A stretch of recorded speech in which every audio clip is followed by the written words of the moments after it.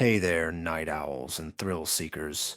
Welcome to Midnight Surge, where the shadows whisper and the dark holds secrets you can't unhear. I'm your guide into the unknown, digging up tales of ordinary folks caught in moments that'll make your skin crawl. You're here because you love that shiver down your spine, right?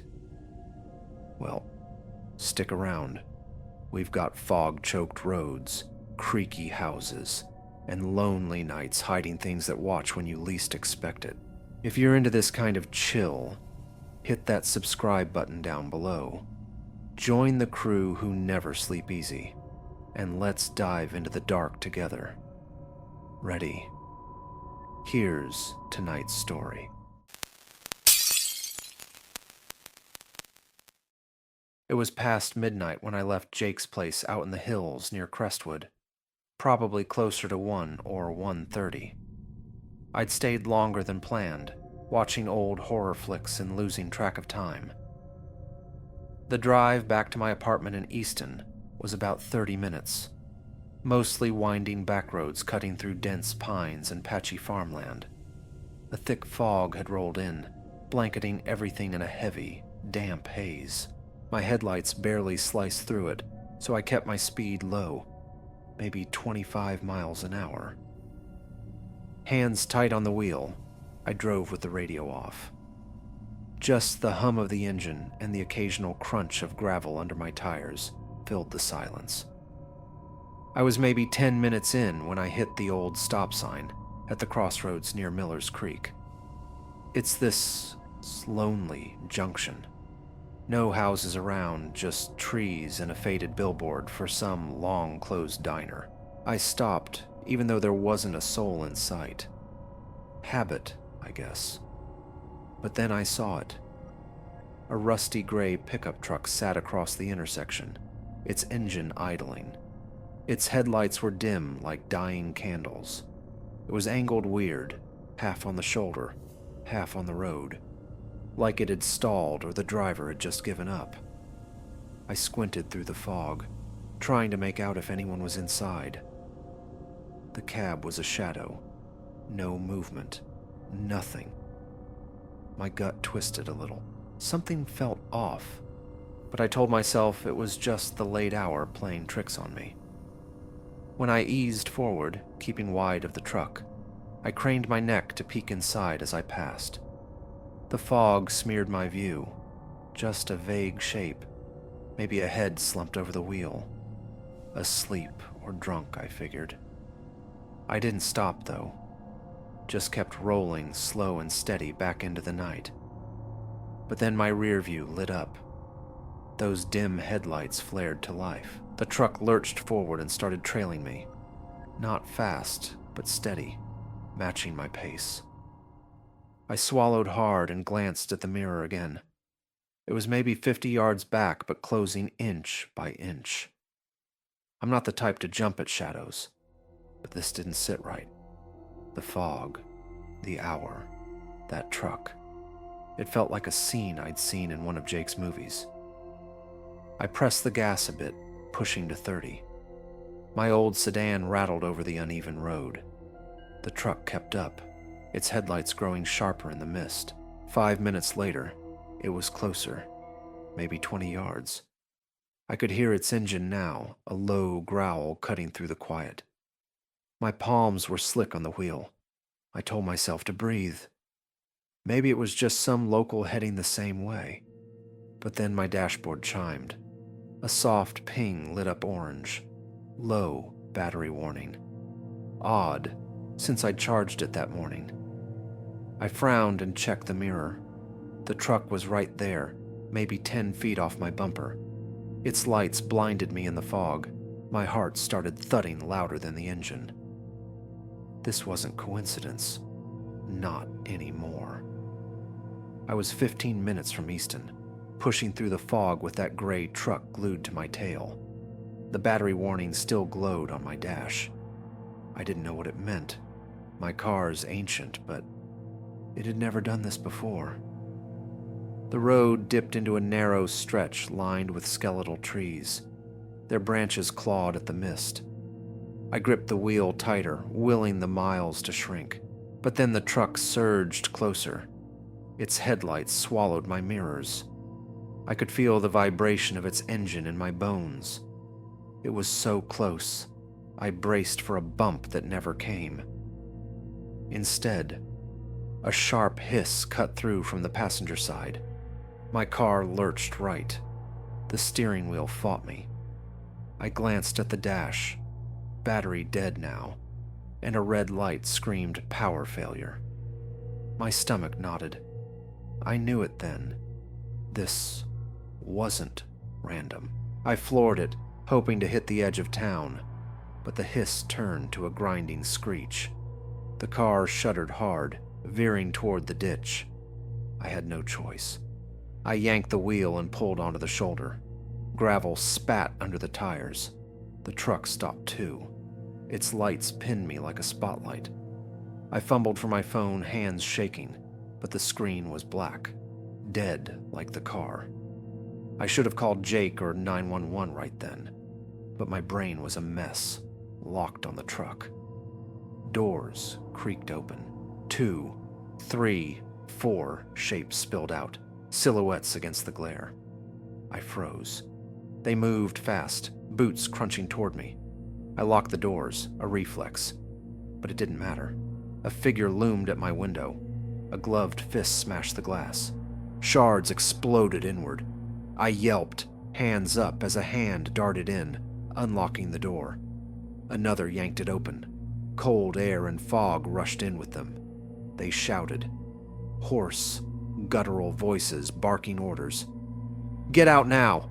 Hands off the wheel!" I saw the glint of metal. A blade, not a gun, pressed to my throat. I stumbled out, half dragged onto the dirt. They shoved me down, face first into the muck. I tasted wet earth and blood. One pinned me, knee in my back, while others rifled the car. I heard a laugh, sharp and mean. They took my keys, my wallet, left the phone, said it was junk anyway. My mind spun, not on the knife or the theft, but on the fog curling around us, thick as smoke, like it was hiding them from the world. The knee lifted. A boot cracked into my ribs. I gasped, curling in. They shouted something about a haul. Tires squealed, and they were gone, swallowed by the night. I lay there, chest heaving, fog soaking my clothes, until I could stand. I limped back to the car. It wouldn't start. Battery gutted. They'd cut the cables. Police later found a spike strip back at the crossroads. Rusted nails meant to cripple me. They said it was a crew hitting lone drivers. I got off easy. They didn't find them, though. Now every fog feels like eyes waiting just out of sight.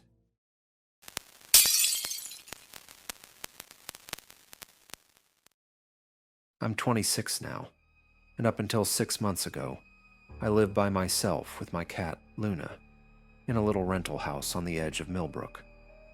It was a quiet place, just outside town, with trees all around and a gravel path leading up to the porch. I'd moved in at 23, after landing a steady gig at a warehouse, and it felt good to have something of my own after years of crashing with roommates. The house was small but mine, and Luna loved it too. She'd sit by the windows, watching birds all day. It had been a solid 3 years of peaceful nights until last fall, when everything changed.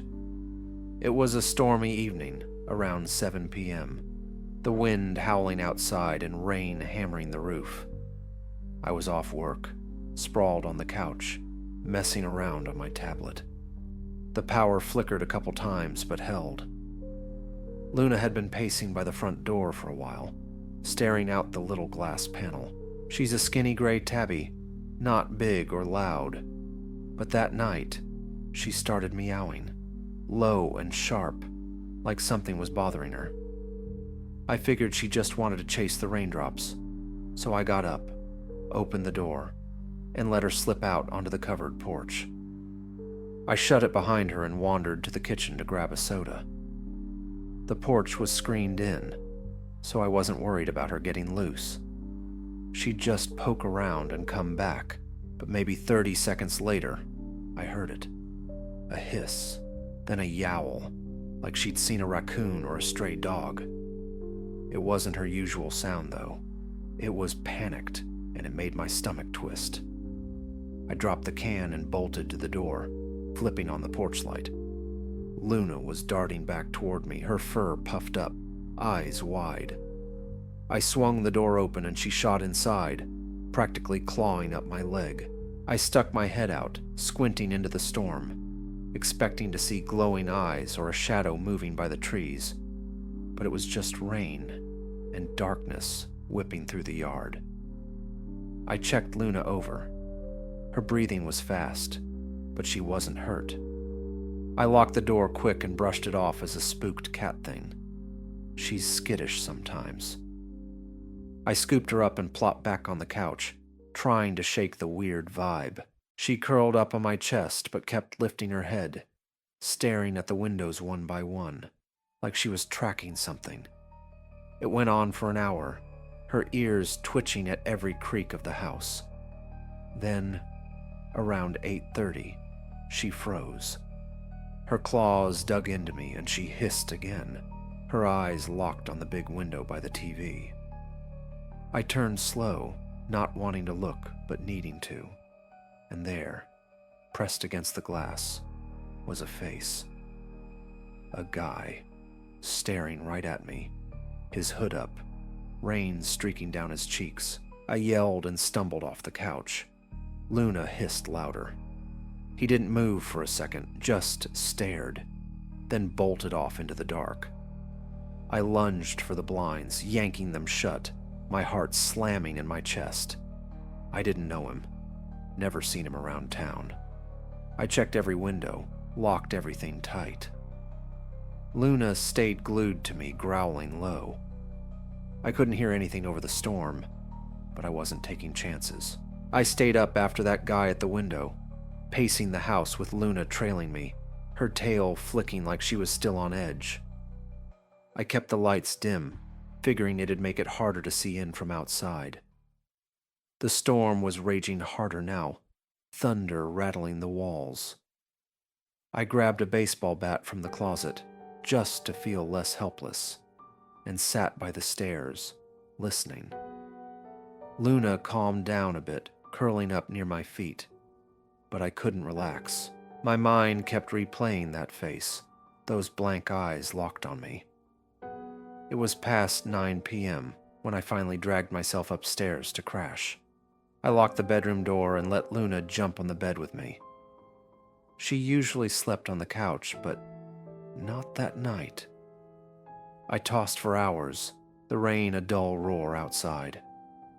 Finally, I drifted off sometime after midnight, only to snap awake. Luna was bolt upright on the bed, staring at the door, her ears flat, a growl rumbling in her throat. I froze, listening. Then I heard it. A creak downstairs, like a floorboard giving under weight. Then a low voice, muffled but clear enough to know it wasn't the wind. My gut dropped. Another voice answered from the back of the house, near the kitchen. They weren't quiet about it. Footsteps thumped, heavy and deliberate. I slid off the bed, grabbed Luna, and ducked behind it, pressing against the wall. My phone was on the nightstand. I snatched it and dialed 911, whispering so low I could barely hear myself. Luna squirmed in my arms, her claws digging in as the footsteps got louder. They were coming up the stairs, slow but steady. I told the operator someone was in my house, gave the address, begged them to hurry. The voices got clearer. Two guys, one saying something about checking upstairs, the other laughing, short and mean. Luna growled louder. I clamped a hand over her mouth, terrified they'd hear. A knock hit my door, not hard, just enough to make me jump. "Open up," one said. "We're not going to hurt you.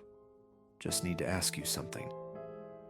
His tone was flat, like he didn't care if I believed him. I shouted back that the cops were coming, told them to get out. My voice cracked, and I hated it. There was a beat of silence, then one laughed again. "We're friends," he said. "You're freaking out for nothing." I didn't answer, just crouched there, shaking, Luna whining under my hand. The door rattled, like someone tested the knob. Then nothing. No sound at all for a minute. I thought they'd left, but I couldn't shake the feeling one was still there, waiting. Then sirens, faint but growing, cut through the storm. I exhaled, shaky relief creeping in. I heard boots thud downstairs, fast, like someone running. The back door slammed open, but it was just one set of steps, not two. The sirens got loud. Police lights flashed through the blinds. I waited until an officer knocked, called out it was safe. I opened the door, clutching Luna, told them everything. They searched, found muddy prints tracked through the house, a cracked window latch in the kitchen. They couldn't say if I'd left it unlocked. No one was there, though. One guy swore he'd cleared the upstairs already. I kept saying one never left. I didn't hear him go. They didn't find him. No arrests, no answers, just questions about why they'd picked my place. I moved out after that, to a city apartment miles away, but some nights, Luna stares at the door, growling at nothing, and I wonder if he's still out there, watching.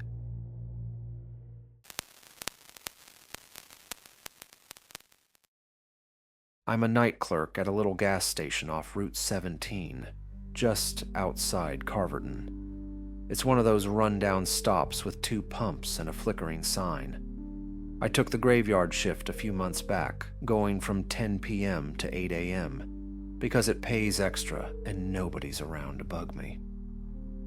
It's late spring now, but this happened back in March, when the air was still cool and the fog rolled in thick most nights. My job's simple. Ring up the odd trucker, restock the coolers, sweep the floors, and haul trash out back. It's dead quiet usually, just the hum of the fridge and the buzz of the lights. I'd been at it for a couple hours that night, standing behind the counter, flipping through a car magazine. It was around midnight, and the fog was so heavy you couldn't see past the parking lot. The windows were streaked with damp, and the air smelled like wet dirt. I stepped outside for a break, leaning against the wall by the pumps, pulling my jacket tight against the chill. I don't smoke, but I like the quiet. It's just me and the mist out there. The station's the only thing open for miles. The diner next door shuts at 9, and the hardware store on the other side doesn't crank up till 7. So, when a pickup truck rumbled into the lot, I figured they were here for gas or a soda.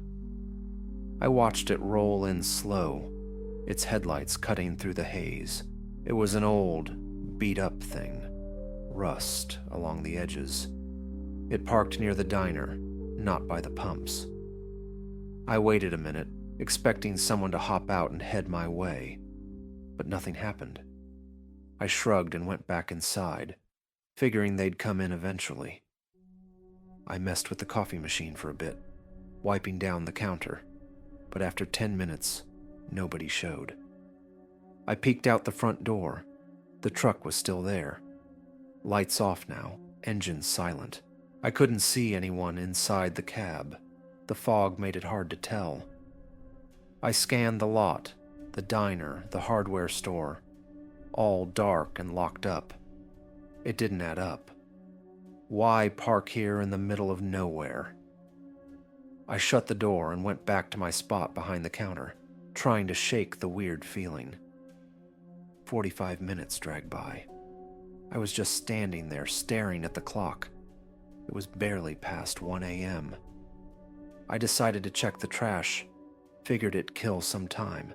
I grabbed the bags from the bins by the register and the one near the chips, tossed them in the cart, and rolled it toward the back. As I pushed through the storeroom, I heard something, a faint thud, like a boot hitting pavement. It was quick and muffled by the fog. I paused but chalked it up to the wind or a critter. Plenty of raccoons skulk around out there. I unlocked the back door and stepped into the mist.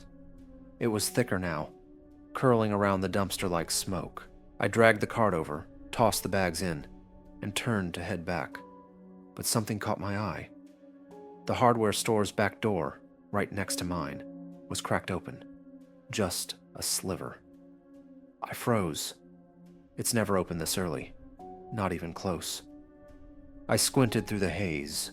No lights, no movement, just that door swaying a little in the breeze. I stood there by the dumpster, staring at that cracked door, the fog swallowing everything beyond it. My breath hitched a little. I'd never seen the hardware store open before dawn, not in the 4 months I'd worked here. I ducked back inside my station to get out of the damp and grab my phone off the counter. I thought about calling someone, but who? My manager wouldn't care unless it was our store. I went to the front window instead, peering out at the pickup. It hadn't moved. Still dark. Still empty. I glanced at the hardware store's front, all locked up tight, like always. The back door nagged at me, though. I figured I'd take a closer look. No harm in that, right? I grabbed a flashlight from under the counter and headed out back again. The mist was so thick now, it felt like wading through a cloud. I clicked the light on and aimed it at the door. It was wedged with a chunk of wood, the frame splintered, like someone had pried it open. I stepped closer, keeping the beam steady, and heard it. A shuffle inside, like boots on tile, then a clatter, something metal hitting the floor. My stomach twisted. I wasn't imagining this. I called out, "Hey, anyone in there?" My voice sounded thin against the fog. No answer, just more shuffling, louder now, drawers sliding, stuff crashing. I backed up fast, my light bouncing off the walls inside. It was a storage room, shelves lined with boxes and tools. I could hear someone rooting around deeper in the store. My heart thudded. I didn't wait for a reply. I bolted back to my station, slammed the back door, locked it, and fumbled for my phone. I dialed 911, told them someone was breaking in next door, gave the address, my voice shaky. The operator said, "Stay put, help's coming." I locked the front too and pressed myself against the wall by the coolers, listening. I could hear them moving fast now, footsteps pounding, things getting tossed. It hit me then. The pickup. That truck wasn't empty.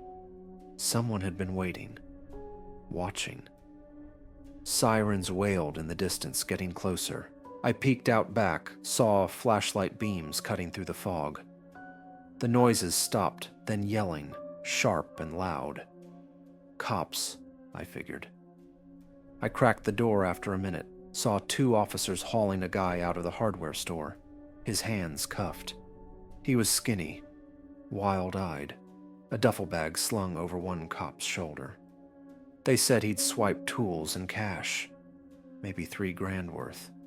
He had a crowbar and a knife. No gun, thank God. They found pry marks on my back door too. Faint, but there, like he'd tested it first. They figured the truck was his, said he'd hit a pharmacy down the road a week back.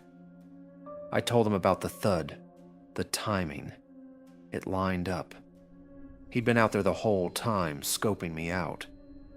Maybe the lights kept him off my place. Maybe not. They took him away, but didn't find a partner. The truck was his alone, they said. Still, those marks on my door stick with me. Some nights, I hear thuds in the fog and wonder if he had someone else out there. waiting, just beyond the haze. If these stories sent a chill down your spine, go ahead and tap that like button and subscribe for more eerie tales. What would you do if you were caught in one of these unsettling situations? Drop your thoughts in the comments. I'd really love to hear what's on your mind. Thanks for watching, and I'll see you in the next nightmare.